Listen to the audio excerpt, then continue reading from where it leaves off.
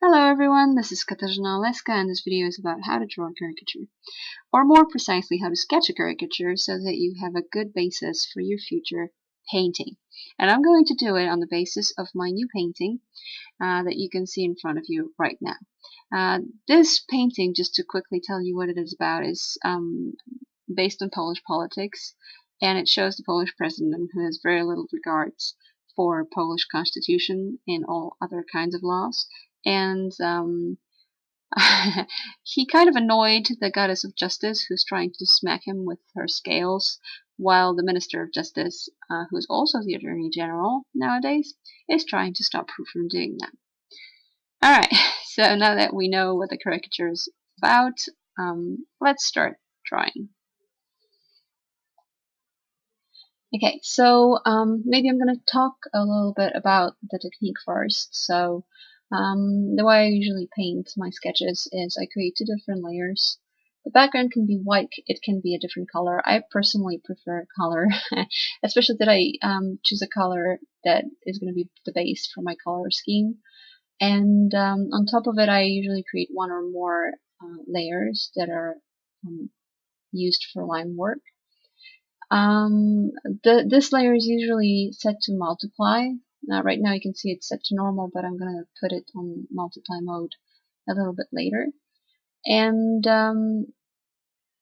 that's quite important when you later on apply colors and you kind of paint underneath this layer. They just show better.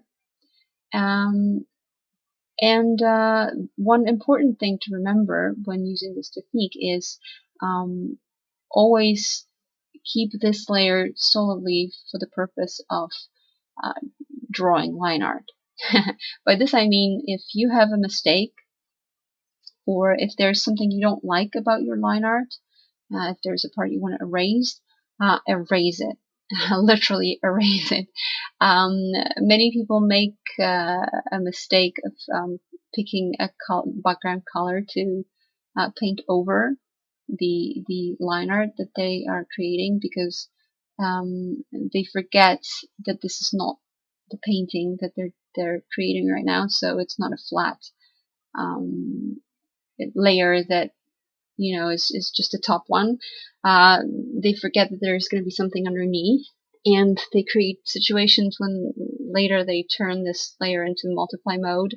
All the background corrections show, or if they don't set it to multiply mode, then still those colors that the background color you use to paint something over is going to show on top of your colors. So it's really not worth doing that. You have to get into a habit of reaching out for an eraser to erase something you don't like, rather than paint over it.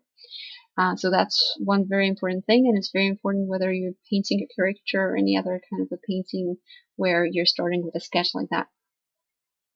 Okay, and the reason why the sketch is really important is that even though it's sometimes labor intense and it takes a while to actually put your idea on paper, it really helps later on.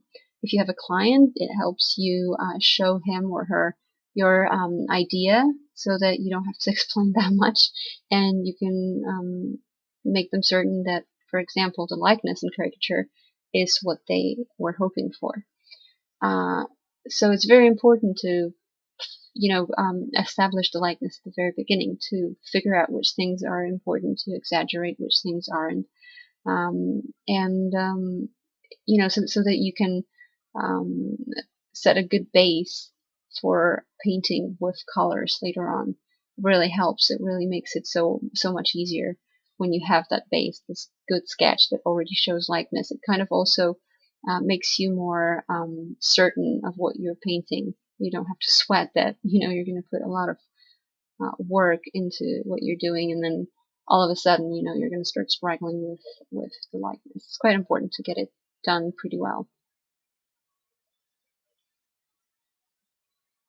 Yeah, and so you can see me now painting the goddess of justice, and I didn't have a reference for that one, so I just have to figure it out on my own. I was struggling a little bit at the beginning. I didn't know which way she should look and how she should swing the scale.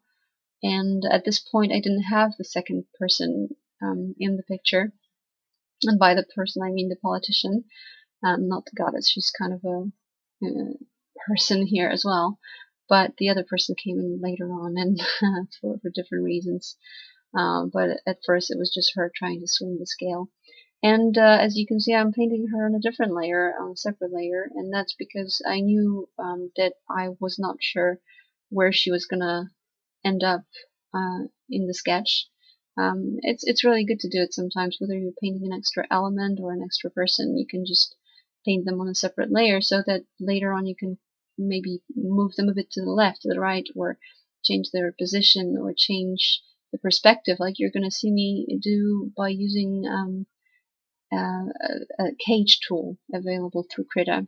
That tool allows you to fiddle a bit with your painting by changing proportions and stretching certain things. It's pretty cool. I really like it, and it helps me a lot sometimes. Just to, it gives me more freedom in creating sketches and placing things in the canvas.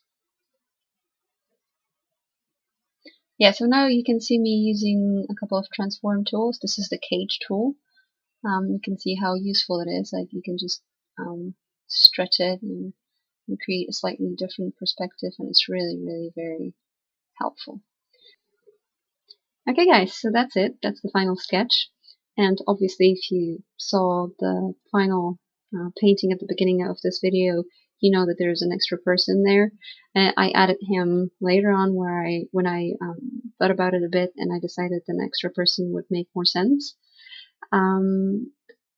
But that was later on, obviously. So this was my initial sketch that I started with. If you're interested in seeing the whole process, there is a video, a 1.5 hour video with my commentary, with additional files such as work in progress files and the final file, final picture. And you can purchase it on Gumroad, so I'm going to leave a link underneath in the description if you're interested. And I hope this video was interesting as well, and you liked it, and I hope it was informative. So thank you very much for watching. If you liked it, please like, share, or subscribe, and see you next time.